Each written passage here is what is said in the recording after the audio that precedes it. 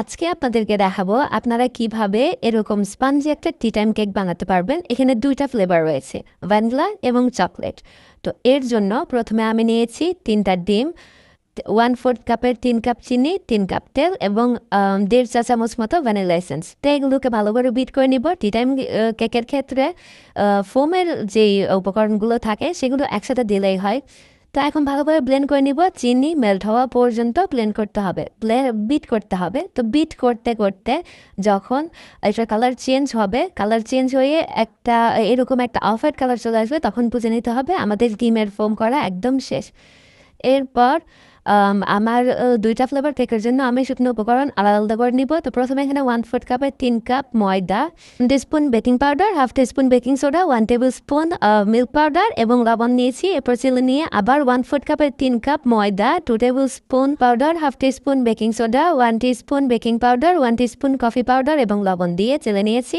এখানে আমি 2টা বাটিতে আলাদা আলাদা করে নিয়েছি শুকনো উপকরণগুলো। এখন হচ্ছে ডিমের ব্যাটারটাকেও সমান ভাগে ভাগ করে নিব, যেহেতু শুকনো উপকরণগুলো সমান সমান ছিল। তো সমান ভাগে ভাগ করে নেওয়ার পর এগুলোকে ভালো করে মিক্স করতে হবে।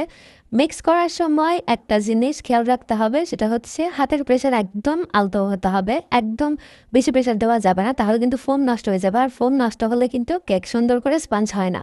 তো এভাবেই আমি ফার্স্টে চকলেট ফ্লেভার যেটি ছিল সেটি মিক্স করে নিচ্ছি। এরপর হচ্ছে আমি যেটা ভ্যানিলা ফ্লেভার আছে সেটিও মিক্স করে নেব। তো মিক্স করার পরে যদি আপনাদের মনে হয় যে একটু ঘন হয়েছে, তাহলে কিন্তু আপনারা সেখানে লিকুইড দুধ ইউজ করতে পারেন। কোনোভাবেই পানি ব্যবহার করবেন না, লিকুইড যে দুধ থাকে সেটা ব্যবহার করবেন।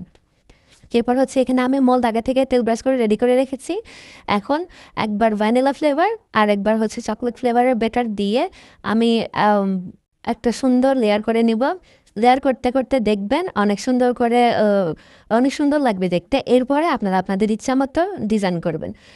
যেমন আমি এখানে ফার্স্টে ফ্লাওয়ার শেপ করেছিলাম, আপনারাও চাইলে ওইটাই রাখতে পারেন, কিন্তু এরপর আমি একটু চেঞ্জ করে ফেলেছি, যেহেতু ফ্লাওয়ার শেপের মাঝখানের পার্টটা দেখতে ভালো লাগছিল না। তো এভাবে ডিজাইন করার পর ওদিকে আমি একটা ডেকচি চুলায় রেখে দিয়েছি আগে থেকেই, একদম লো হিটে। এরপর এটা গরম হয়ে গেলেই ওখানে আমি এই মোলটা দিয়ে দিব।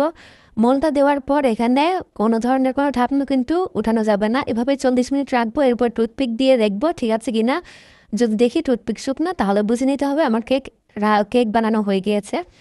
এখন আমি এটা ডিমোল্ড করে নিব। ঠান্ডা করার পর ছুরি বা বাটার নাইফ যে কোনো কিছু ব্যবহার করতে পারেন।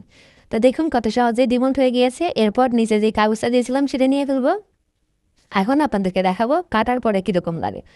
তো এটা কিন্তু তারপরও একটু গরম ছিল, কিন্তু আমাদের ধরতে পারবো ওরকম ঠান্ডা হয়ে গিয়েছিল। তো আমি এভাবে কেটে আপনাদেরকে দেখাচ্ছি কতটা স্পঞ্জি, কতটা সুন্দর হয়েছে। যদিও আমি যে ডিজাইনটা করেছিলাম সেই ডিজাইনটি হারিয়ে গিয়েছে, কিন্তু তারপরও দেখতে সুন্দরই লাগছে।